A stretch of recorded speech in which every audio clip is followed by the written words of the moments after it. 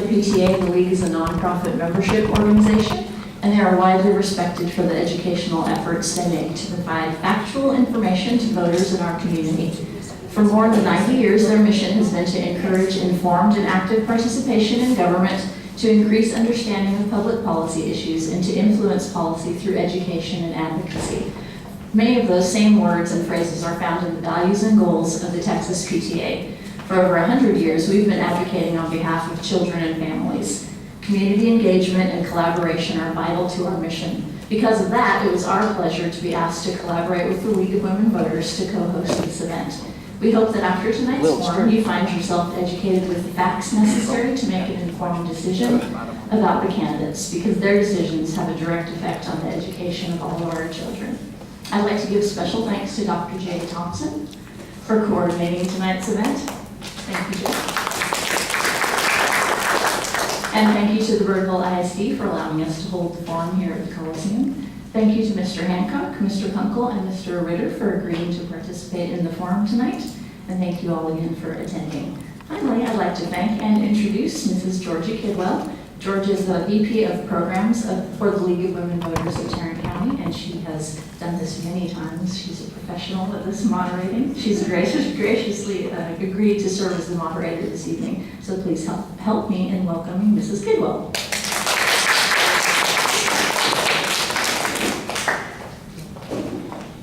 Amy took my speech away about the league. I thought I don't really need to give my usual speech about how nonpartisan we are. I'm happy to be here in Birdville. I haven't been here for several years, so it's very nice to be here again. Let me go over the format for this evening. It will be as follows. Each candidate will be given 3 minutes to make an opening statement. After the candidate's opening statement, the program will be open to written questions from the audience. These questions must be written and addressed to a place, not an individual, or the question may be addressed to all the candidates. The candidates will be given 1 minute to answer each question. Following the question and answer period, each candidate will be given 1 minute to make a closing statement. Pencils and paper are available. If you need them, just raise your hand. Ms. Powell will get them to you. Our timekeeper tonight in the front row is Fran Fuller. She will signal with a yellow card. Yellow. 30 seconds before your time is up, and with a red card when your time is up. Now we will begin with our 3-minute opening statements. Our first candidate for place 6, Ralph Kunkel. Mr. Kunkel.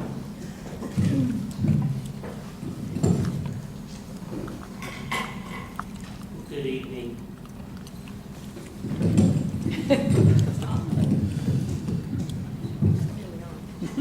That's worse.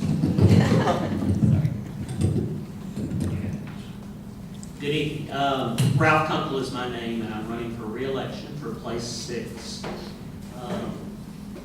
I'm a graduate of Haltom High School. There's probably only a few people, maybe in America, that can say this.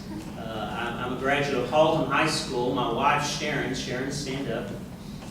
She is a graduate of Richland High School, and our 2 children are graduates of Birdville High School. So all 3 of our high schools are very dear to our family, and we know that that's pretty unique. Birdville ISD is very important. I've lived in Birdville ISD since 4th grade, except for just a few months when we first got married. We, for some reason, backslid and lived in Bedford for just a few months. We got back very quickly. Very important, Birdville ISD. There's so many people that have grown up here, that have stayed here. There's got to be a reason, because it's a great place to live, and I think that we all have lots of reasons why we love the cities that make up Birdville ISD. There's 24,000 children in Birdville ISD. Birdville is a major school district in the state of Texas, in the top 5 or 6% of school districts in Texas. So it's a large employer in the area, almost 3,000 employees. So there's always things happening in Birdville ISD. My few years on the board is what I have have seen. And I think that our constituents want school board trustees that are involved, that advocate for kids in their daily lives, that have been involved with kids. And I've taught Sunday morning Bible study for 31 years straight for teenagers, so that, I don't know what that says about me, guys, but I love children and I've learned to like them. But there's always weights that go on. You want to provide the best learning opportunities, but you've got to balance your budget each year. So at times there are tough decisions to make. At times we've made some tough decisions. And there's some tough decisions, I'm sure, to be made in the next 3 years. So you're always balancing the different scales, always keeping those balls in the air. But the best thing, the most important thing, and what we put the focus on, what I put the focus on is just one trustee, is what decision is best for the children. And that's what I'll continue to do, just being my little part of making the world a better place to live.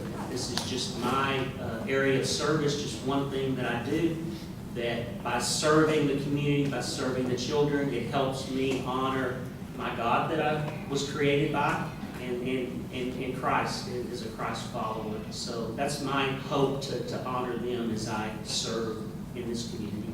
Thank you. Our next speaker is Jeff Ritter. He is also running for place 6. Jeffrey. Thank you, Ms. Kidwell, and thank you to the League of Women Voters for putting this on. It's always an honor to get to speak to people out in the district, whether it be a city or a school district like this. My name is Jeffrey Ritter. I am running for school board place 6 because I feel like Birdville ISD needs to put the focus back on education. There's been some comments out there that my candidacy is all about the bond. It is not about the bond. To me, the bond is simply symptomatic of the focus that the district has and the trustees have on brick and mortar. What about the brick and mortar? Where is the education inside those buildings? Myself, I graduated from Halton High School. I went through Richland Elementary. I went through Richland Junior High at the time. It's now called middle school. And a proud graduate of Halton High also. Been here since 1973. I'm a past mayor pro tem and city councilman of the city of Richland Hills. I've also just served on the board of Fort Worth Transportation Authority. In both cases, I've had to deal with and prioritize multi-million-dollar budgets, so I'm familiar with that. My education, why do I want to put my services towards Birdville? It's because I am an educator.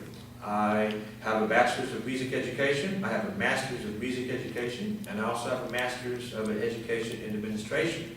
I currently am a professor at Brookhaven College in Dallas, where I teach technology, computer applications, software, etc. So when I look at the direction the district is going, I just feel that there's things that we can be doing other than this bond, and other focuses, such as more on the bilingual program, more on the pre-K program, more on the parental involvement program. I see that we need, instead of just building brick and mortar for computers, I don't feel that 3 iPads to 1 student is sufficient. I don't feel that we need to go into another $20 to $30 million every year for the next 20 years to pay for things that can be upgraded with the current budget. Currently we have around $50 million unencumbered funds in reserves that I think could be put to use today. We don't need to pay it off. We're still paying off the 2006 bond. And if we add another bond to that, we'll be paying off many years from now. And I just feel that the education needs of our students are more important to wait that long to pay it off. We should use the funding. Let's get the more pre-K in here. Let's do more staff development. What about technology? Who's going to teach the teachers how to use technology? I don't see any of that in the bond. So to me, it's not about the bond. It's about the focus of the board. It's about the focus of the district. And my candidacy is about refocusing the board and the district on the quality education of our students, not just an official one. Thank you. Our next speaker is Cary Hancock. Cary is running unopposed for place 7, but I have asked him to come tonight because he will represent you and you may ask him questions like the other candidates. Mr. Hancock. Thank you, Ms. Kidwell. Appreciate you and the league supporting and helping our efforts in our district. Thank you. And thank you, Dr. Thompson. Appreciate your help and leadership. Like you said, my name is Cary Hancock. I've been a product of Birdville, along with the two others at the table. I am extremely thankful for the education that I received. I am humbled by it. I've seen generations that have been blessed and encouraged by the Birdville education. I have a wife that has been a school teacher in Birdville. I'm thankful for her dedication and help to children, both in Birdville High School graduates. And I guess before I started serving on the board, my daughter at the time, I think, was in at Porter, maybe 5th grade, possibly at Smithfield Elementary in 6th grade, sharing with the kids to pray about whether or not I was supposed to serve. And they had seen their uncle serve, they'd seen their grandfather serve on the Birdville board, and they wanted to know, well, why are you doing it? Is it just because they did it? And I said, well, it may look like that, but sincerely, I want to influence the leadership and the direction of the district. And it was a challenge in that transition of leadership and getting in on the board and seeing the need for new leadership, new direction, and new emphasis for curriculum. We saw that need and made some challenging decisions to pursue curriculum as the primary goal of the district. And as leaders, when you have low-tier funding, and I'm not a whiner, we deal with the hand dealt us. When you're at low-tier funding, you only have so much money to go around. And we have been historically good stewards of the finances. Our debt, when you compare to other districts, is on the lower tier per student, whether you include principal, interest, whichever way. When you compare to other districts, our physical house is in good order, and you can spend only so much. I have seen the difference a board member makes, and I look forward to doing that for the next generation. And I believe that at this time, the bond is taking care of the next generation. It may be not perfect, but I am confident that if we don't do this, we will look like inner city, run down, no one wants to go to ISD, and I do not want to do that. Thank you. Our first question, how will your background and your education help prepare you for being on the school board? Mr. Ritter. My background in education teaches me what students need in order to learn. It's not about brick and mortar. I do not believe that just new school buildings are going to help that. It's about the education that goes on within those walls. It's about knowing how to teach. What do the students need? Knowing your students. Every student in every classroom is different. Therefore, every student throughout the district is different. And a board policy which doesn't attempt to address each of those needs individually, not as a goal, not as a group, but any education policy is a failure. And so I believe that my education as a teacher, as an instructor, as an administrator, is going to allow me to look at the data from each school, analyze the data, help me analyze the data. We have professionals in curriculum development. We have all sorts of professionals, such as Dr. Thompson has been. Those guys know what's going on. Our job as trustees is to analyze it, make policy decisions based on educational rules, educational theories, to improve the quality of the education, regardless of how much money we have coming in. Mr. Kunkel. Well, first of all, I've had children in my home that I have been involved with through their whole school careers. And so that's kind of where I first knew some school board members as a PTA president at Cary Thomas Elementary. I got to see what school board trustees did. So it's being involved with kids, and therefore I can empathize with the children, I can love the kids, and know kind of what they need in an educational experience. I also work with budgets and so forth. I'm an employee benefit consultant. by day and working with 30 or 40 different clients and their budgets and their employee benefit structures. And that helps some when you're on the trustee position, because you're thinking about pay and benefits, and we've got almost 3,000 employees that we want to keep happy. So it's the numbers and making sure of the balancing of everything that also helps being a trustee. Loving kids and having a good sense of numbers and budgets. Mr. Hancock. Sure. I think the number one is just being a servant and realizing that everything that comes your way is not yours, that you are to be a steward. And I've seen the trustees on the board practice that. I've also seen my family, as they have served in the past, the difference that they make in their leadership qualities. I am thankful that I've learned how to be an entrepreneur. I've learned how to develop something out of nothing, how to motivate, how to encourage, and how to be good stewards of the finances I have. I think back at Richland Junior High, when I had Ms. Robichaud teaching me X, Y, and Z in math, prepared me to deal with IRS today, and I'm very thankful. Our next question. Do you believe the proposed bond addresses the Bloom's taxonomy of educational goals, and how are each of these goals addressed? Mr. Kunkel.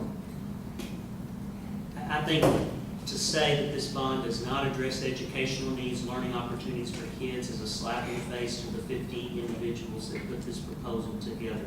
Obviously, that's number one goal. The science labs, the state of Texas requires hands-on science requirements that our campuses don't provide at this time. They're needed. Safety and security, you're not going to have the kids learn anything if they don't feel safe and secure. Technology is not about software, it's the hardware, it's the infrastructure. So many of our schools need online testing done for the state, and we can't have all of our students online at one time. So that infrastructure has to get in there. The removal of 60 or 70 portable buildings, safety and security issues, but the kids will learn better when they're in more comfortable surroundings. Only have 60 seconds, but I could go on and on. There are many things in here that we improve learning, not to mention maybe one of the more important things, the efficiencies. The efficiencies gains, every dollar goes into the classroom. Mr. Hancock. I agree with Mr. Kunkel. There is a high degree of intensity from our team of education. Dr. Clark is phenomenal. She's well recognized in the state for what she does. When she became part of our team, we had outside consultants, we had leaders outside our district saying, how on earth did you get her? She is making a difference. And I wish we could flip a switch and say, boom, home run, we got it made. But we have to turn this ship, and it's not a tiny ship. We are turning it, and you will see the results. And the bond will take care of delivering all of that. The emphasis on the study commission was what is best for all students and how we can deliver curriculum in the classroom. Mr. Ritter. I have not seen in this bond anything that directly goes towards the education in the buildings.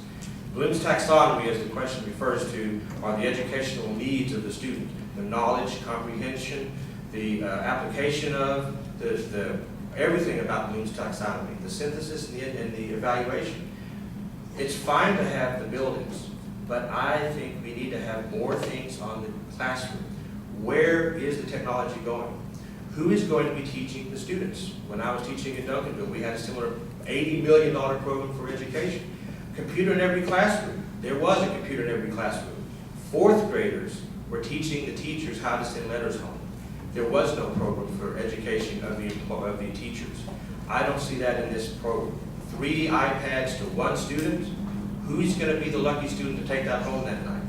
Who's going to be the one to teach the students what to use? What educational resources? All of these things are fine to buy them, but tools for teachers are tools. We need teachers who can use the tools to the maximum benefit, and the trustees are the ones who are going to make that decision. Our next question. Past bond proposals had open transparency. Voters were allowed to review projects by propositions. Why wasn't this bond proposal structured the same way? Mr. Hancock. I believe any information is available on the website. You're welcome to look at that. If you don't find it, let me know. Thank you. Mr. Ritter. I believe that the reason that it wasn't broken down is because there are some good things in the bond program. I think the security is fine. Everyone is for the security of our students. Everyone is for improved transportation. There are some good things in the bond. However, there are some things that I don't believe are so good, such as the consolidation of 4 schools, such as putting $30 billion of computers and upgrades in the classrooms and tearing down buildings, which I don't believe need to be torn down. I think it was lumped together in order for the good things that all the students can and will get, will then somehow override and overpower the more negative things of the bond. So I don't see that, I think if I were trustee, I would put out a bond if we chose to have one, where the voters had the choice. They could choose which programs that they needed and were felt were important in their schools. Mr. Kunkel. Our last successful bond in 2006, there were not different referendums. It was all together. It was in 2005 that we had some different choices. I trust 50 people who work hours and hours and hours, 50 people who have cross-section from the north, south, east, and west of our district. And they came to an agreement with only one dissension in that last meeting, the proposal that was brought to the board. That's 98% of the people, roughly, that were in that room. To me, that speaks highly because those people, business people, parents, staff members, cross-section, old, young, new to the district, old to the district, everything in this bond makes sense for the learning of kids. Don't listen to folks that tell you that it doesn't. The dollars that are going to be saved, again, I'll say, are going to send tremendous number of things to the classroom. And we talked about initiatives last night in this room for 4 hours that are wonderful. I have to stop. What policies will you, as a trustee, do or have done that allow for the varying learning styles among all Birdville students? Mr. Kunkel. I'm trying to understand. Can I ask it to be repeated, please? Certainly. What policies will you, as a trustee, do or have done that allow for the varying learning styles among all Birdville students? To some degree, I think that borders on beyond my expertise. As a trustee, my, I guess, role is if we as a board agree that we need to ask our superintendent to work with different learning styles, that's the professional's role. As a trustee, that's beyond any background that I would have or I would think anyone would have, whether you taught high school or you teach in a community college or not. I think that that's something that professionals need to study, need to do the surveying and the focus groups and so forth. Obviously, everybody learns differently. There are some kids that love to sit at a desk and do their work. There's some kids that need to be in groups. Our teachers go through tons of professional learning training on how to do that. And so that's up to our curriculum and instruction department and superintendent to oversee that instruction and that job is getting done. Mr. Ritter. I disagree with Mr. Kunkel in the fact that I believe as a trustee, as an effective trustee, yes, there are professionals who can explain to you what some of those things mean. However, what policies are you going to implement to make sure that that happens? When policies are brought up, when ideas are brought up, when things are brought before the school board, it's the trustee. The name trustee means you entrust, the people entrust those people to run a school district. And teachers and lower level administrators are bound by decisions that the trustees make. If trustees make educationally unsound decisions based upon knowledge that they don't have, then I don't see how that the end result can be effective for the teachers. I think it goes back to follow the professionals, yet understand what the professionals are telling you, so that as a trustee, you can make proper decisions. Mr. Hancock.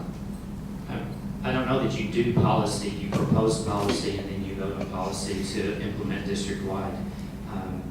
But I can tell you that micromanaging from a policy standpoint as a trustee would be highly harmful to the students. What we need is a culture whereby we hire the absolute very best. At the very top, they understand learning styles and they understand that students can implement and learn in different environments. That is something so common at the highest level. It's communicated and taken care of daily. Now, if there's a teacher that's not dealing with different learning styles, I would be surprised that she's going to be here long. Our next question, how would you explain the oversight duty of school board trustees? Mr. Ritter. I believe the oversight duties of school board trustees are policy making. They are policy making. And that it's oversight, it's governing what goes on within the district. Teachers and administration throughout the district are bound by school rules, and those rules are set out by the trustees. And so I believe that you have to focus on the quality of the education the students are getting. Yes, you have to prioritize as far as budgetary things. Every job I've ever had, I've had to prioritize what's important, what's not important. And so I believe it is the role of a trustee to look at those policies, implement the policies. I believe you don't do policies, you don't implement them, but you create them. And those policies must be created with the quality education of every student in mind. Mr. Kunkel. Oversight as a trustee is done as a team of 8, the 7 trustees and the superintendent. It's through a lot of what does the data say, what do the results show, what emphases need to take place in different areas where we're not up to par, much like what is going on these days in our trustee meetings. Oversight cannot be too detailed. Cary used the word micromanager. To my knowledge, we haven't had much micromanaging being done at the board level in a long time in this district. I hear stories in other districts, and it's dangerous to get to that level. So oversight, in my mind, is a broad picture, broad spectrum, and trusting the superintendent and his leadership team to enact the overall plan and goals of the district. Mr. Hancock. Oversight's been used a lot, and as the fact we vote and approve change policy, we vote and approve budget, and we hire, fire, evaluate the superintendent. Those are the 3 things that we do. You get outside of that and you're disobeying your call, you're disobeying your purpose of why you're serving. And I have seen, since I've been on the board, a team that cooperates, disagrees, has heavy discussion. Last night, we had a few people here. One person up here wasn't here. They could have learned a whole lot in 5 hours of our budget discussion. But we disagreed. But we leave agreeable, and we're the same team. We have the hard questions. We ask the hard questions. It's uncomfortable, but we get the job done as a team. And it's oversight, cooperation together. Our next question, what are 2 changes you would like to see made in the ISD in the next few years? Mr. Kunkel. Our state legislature gave us something not too long ago called 4x4 that requires graduating seniors to have 4 years of math, 4 years of science. There's talk among our leadership in our district and even on the state level with some bills out there, maybe allowing graduates to choose perhaps 5x3. Maybe you have a student that doesn't want to work with math as a career, but boy, they're into English. And maybe 5 years worth of English and 3 years worth of math. I'd love to see our district have some flexibilities like that to still have rigor in the graduation schedule. The other thing is to somehow, some way, find the funding to get pre-K on all of our campuses for all of the students, kind of a true pre-kindergarten program. It's how you fund it, that's the question. But there may be someday a way that our state will help us fund that. Mr. Ritter? I think that's an example of where the micromanagement, as Mr. Hancock called it, come into play. Where when you're dealing with a program, you have to have policy to accept it. One of the two things I would say is I would first of all like to see all of our campuses as recognized, even though that may not be possible. I'd like to see us work that way. Certainly, I want to see the two campuses that are rated academically unacceptable. I'd like to see those being improved quickly. Funding mechanism, funding is always a priority. What priority do you use? Do you want to buy computers? Do you want to put more teachers and staff development in the schools that need it? Perhaps some more staff development in the middle school, perhaps more staff development in the high school, perhaps after school programs, such as the Aspire program, maybe that be moved around. So I think that the two biggest things right now are the quality education of the two schools that need it and prioritizing on the educational needs of these students throughout the district. Mr. Hancock?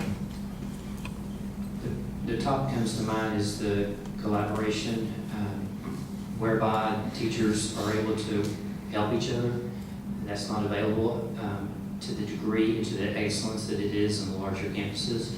And I believe that when you have a budget that's over 80% payroll, it matters what people that work for you think and the atmosphere and the environment that they work in. And if you have increase in collaboration, you become win-win because that one person that's struggling for whatever reason gets help from that other person that gets it.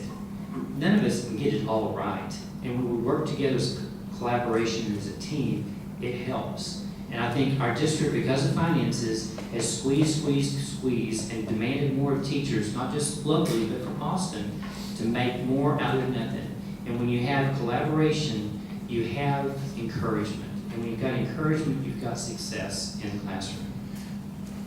That was one of those, I'm sure it's okay.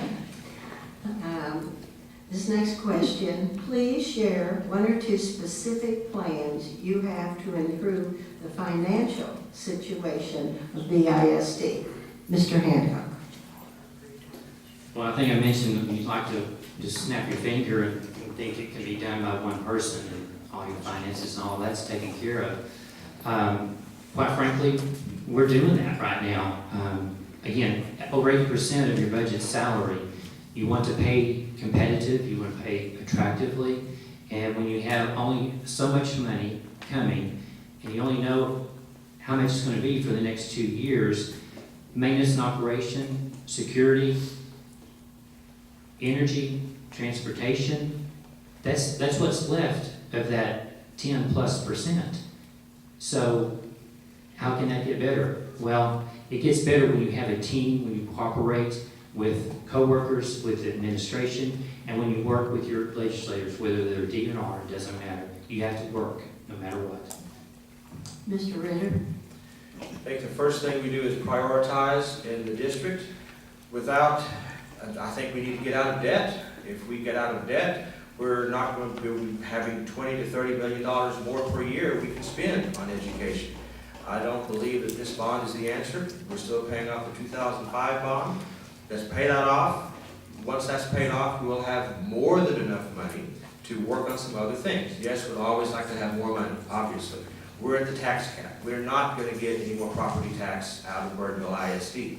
Maybe some state funding can come in. So we are stuck, like every other government organization, with the money that comes in. How do we do that? We prioritize, we vote to go out of debt, so that we can use the money that's currently being paid on the debt, and that will certainly incur more if this bond passes, and then use that money to go on and put directly into things such as the pre-K program, the after-school program, teacher pay, etc. Mr. Kunkel. The number one thing that can help the maintenance and operation budget of this district is for this bond to pass. It's the first time I think I've said anything about the bond. The consolidation of the schools is $1.5 million into the budget. That's over 1% pay increase for our staff. We haven't given a pay increase in the last couple of years. If this bond does not pass, we are going to have to still do many of the things that are in the bond anyway, out of maintenance and operation. We will take lots of initiatives that we either want to start or we want to continue, such as math and science teachers in the high schools. Many of them are teaching 5 classes out of the 7 periods. They're using a conference period and they're using a second off period where they meet together and they coordinate how they assist students who are behind. And it's a tremendous effort. We want to incorporate that into English and social study. There's no way we can do that if this bond does not pass. The bond has to pass financially or this district will be in making very tough decisions as a board. This question is for the place 6 candidates. Other than your life, education, and work experience, what are some personal qualities you possess that would make you a good candidate for this position? Mr. Kunkel. It's a little difficult. I don't really like to talk about myself much. I'd rather talk about somebody else. But consistency. I've been married to the same woman for 31 years and 6 days. I have had the same job for that period. I've lived in one house for 15 years and now I'm a property owner in another house for 15 years. My children had great times here. It's consistency factor. I think that's important. Yes, I know a lot of people, but there's a lot of people who maybe think I've got, for some reason, integrity or something like that. But it's the consistency factor. You want someone that's consistent. And I don't believe that you want someone who perhaps doesn't display that. I'm not saying he doesn't, but the consistency factor is so important. Mr. Ritter. Well, I believe that as far as consistency, that's great. As far as what it takes to be on the school board, I think one of the things that I do is I'm an analyst. I like to analyze things. What other things do I do? I enjoy being out there and helping people. I think it's important to help people. I've been on several organizations, schools, city boards, city councils, transportation authorities, other things. I've helped within the cities, I've helped within the schools I've taught in. I've performed and done teacher evaluations. I have done things such as that. I've done all sorts of things in the school. I think about me that I believe is most important is I really care.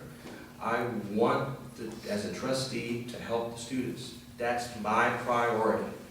The money factor is going to be there. But what do we do with that money? How best can we spend every penny towards the direct education of every single student in this district? I also stand up for what I believe in, and I stick with it. Thank you. For all the candidates, why do we need a bond to fund, I think it says security, when the ISD had $11 million surplus last year? Mr. Hancock.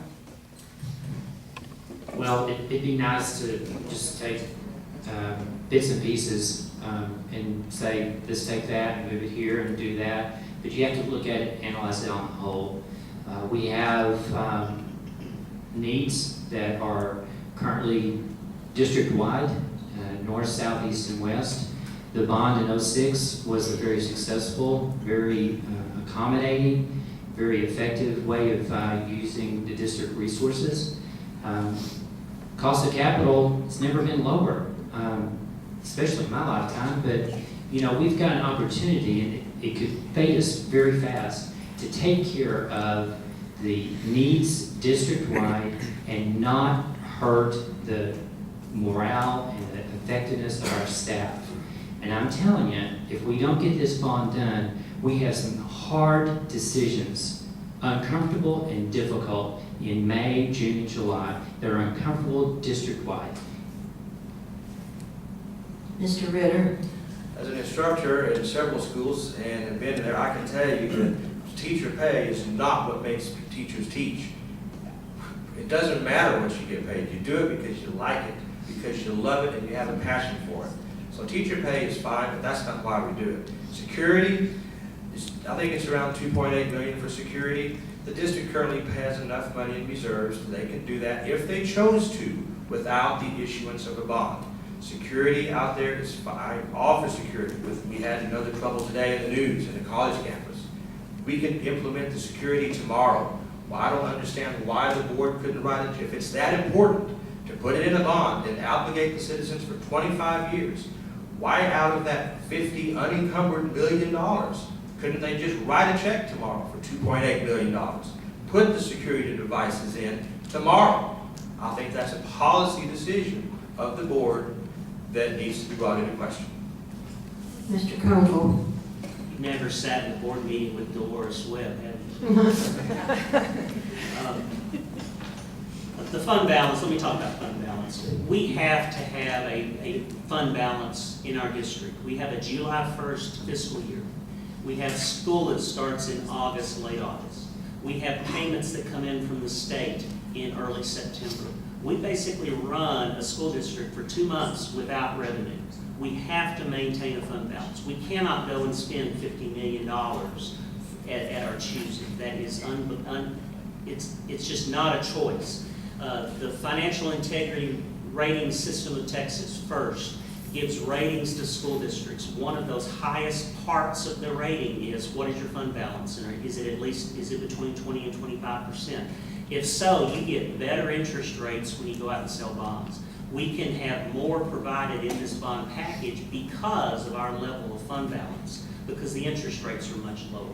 It makes economic sense for us to do that. That's all I got to talk about was fund balance. This is rather a personal question, but we'll ask it. It's been discovered that all grants submitted by teachers at Richland Elementary were denied. What would you do to make sure in the future that a whole school is not singled out and denied? Mr. Hancock. What would I do? Well, it's micromanaging. We have policies, we have people in place to take care of our finances, our grants, and I don't think that's happened. I would question that, and I can't sit here and say factually that took place, and until I see it for myself, I'm not going to accept it by you telling me that it happened, or whoever. So, I'll let you know tomorrow. Follow me on Twitter, look at my Facebook, I'll let you know. You'll get the truth from me. Mr. Kunkel. I believe you're talking about the Education Foundation grants. That's the only thing that would make sense. If so, there's a committee within the foundation. They have nothing to do with the school board. It's possible that they submitted grants for technology, and I believe this year the foundation was not going to fund technology grants. They wanted curriculum type of things that were not technology. That's possible that was the case. Don't know the specifics. We'd have to ask that committee for the foundation. Mr. Ritter. I have heard nothing of that before. This is the first time we've heard of it. So whether the veracity of that statement, I cannot confirm or deny. However, I think it is as a trustee, if that was the case, then I believe that that's part of the policy decisions we've been talking about. Where is the priority in the school? Does that school need that money? Does that school, what was it for? Is it come out of another fund somewhere? There could be many reasons why it was denied. But I think the policy decision as a trustee would be to look at all the schools, what the grants are for, prioritize to the needs of the students in that school. How does Maslow's hierarchy of needs influence your teaching and or board policy making decisions? Mr. Ritter. Maslow, I believe, was the hierarchy of educational needs, or the needs of a person. And that refers back to obviously the first thing is safety, your body, your food, your security, your love and belonging, your self-esteem, and those types of self-actualization. Those are the Maslow's theories. And I think as a policy, you have to decide, where are we teaching these kids? If that's the question. If that's the question, what are we teaching these kids? Why are we teaching them that? What difference does it make about If you're teaching science or history, if the child is cold or feels insecure, they're not going to learn it. Basically, it's a hierarchy of what's most important to a person, and until the lower levels are met, they're not going to achieve anything higher. And so I think from a school board trustee position, the only thing I can think of is let's concentrate on the basics of education. Mr. Kunkel. My years on the school board, I've had 3,000 to 4,000 hours of professional training time, I believe, something like that. And that's a term I've never heard. That sounds like a setup question to me. I don't have a response. Okay. Mr. Hancock. I'll just pass on that. Okay. Our next question. When did the board vote on what projects to include in the bond? Mr. Kunkel. The board has voted to call an election for $183 million plus. The specifics that we have communicated out are to be decided in the future. We have to see 2, 3, 4 years from now, assuming the bond passes, what's going to happen. Obviously, we would be foolish to do anything other than what we're telling the community that we're going to do. That is our plan. There will be an oversight committee. Each board member will get to appoint one member on that oversight committee to oversee that the plan takes out. But officially, the board has called $183 million to do these specific projects, and that's all that we have voted on. Mr. Hancock. I can't add to what Mr. Kunkel's already stated. Mr. Ritter. I believe the question was when was it voted on? I believe it was February 28th is when the bond package was voted on. And again, I think as Mr. Kunkel said, it gives the board an overarching cost factor in which to work for various projects. And again, there's been a flyer out. We can see what some of the things are. I just still don't see a lot of specifics in it. So the question, it was voted on February 28th. March 1st, I saw that go in. That's why I filed on March 1st, the day after. I felt that because I didn't see a lot of direct educational benefits, that's why I filed for trustee. So it was February 28th is when it was voted on. We have asked all the questions that were submitted. Unless someone else has a question, we will go to our closing statements. Let's begin with Mr. Hancock for place 7. Thank you again. I appreciate your moderation, and thank you for the timekeeping. I would just like to back up and recall on a time when I was at OH Stowe and sitting down here at Birdville Stadium during a halftime of Haltom High School when their band was performing, all 10, 12 of them. And at that point, I'll never forget watching disgusted, sad students walk off the field. And it was at that time that my father got extremely active and became on the board. He was the band drum major, product of a scholarship from North Texas. And I saw him lead and bring Henry Schwab to our district. And since that time, millions of dollars have been given to students. And that process confirmed at an early age, one person can make a difference in a team cooperating effort as long as they don't take their banner and march forward on their own terms. But I want to be that kind of team player that looks in the future for the generation. Candidate for place 6, Jeffrey Ritter. Thank you, gentlemen, for attending tonight. Obviously, there are differences among each of the candidates here, and it's up to you and the voters to decide which is best for you. Again, I would summarize my candidacy is about not that the pre-ISD is doing a bad job, not that the students here are getting a bad education, but there are challenges. There are things that I believe can be done better. There are things that I believe through prioritization of funding, of analyzation of data, of using the professionals in the district to their real maximum, and looking at that data, let's try to decide where can we put the money instead of this bond. Let's put it somewhere else for the daily activities of education every day. That's why I'm running for office. Thank you for your consideration. Candidate for place 6, Ralph Kunkel. The most important election coming on May the 11th is the bond election. If that passes and I don't get reelected, it's a success. That is, the bond election is the most important. If you're only going to vote one time, vote for the bond and leave my position blank. We are in a different place than we've ever been. We've gone 2 years since we've had ratings come out on our schools. Yes, we have a couple of schools that were unacceptable, but when these ratings come out next month, this school district with our superintendent been here almost 2 years now, and all the people that he oversees and all the initiatives and all the collaboration that's being done, we're going to see fantastic things next month when these ratings come out. We're counting on that. Too much effort has gone into, too much sweat has gone into it for that not to have happened. And I'm looking forward to that day. I'm also looking forward to the bond passing and many initiatives getting to start soon thereafter, not to mention the safety and security. That's going to happen very quickly.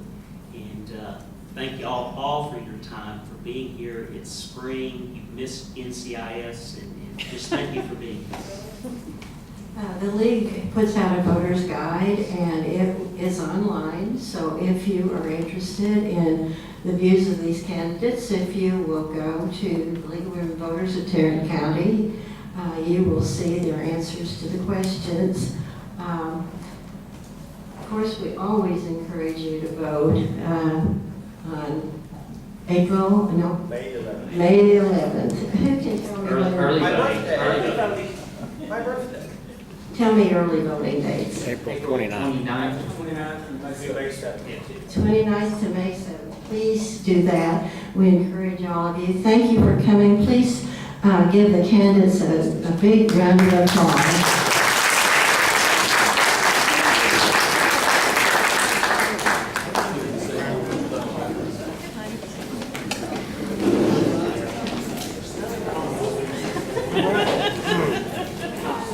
Oh, Dave. Well, you know. Hey.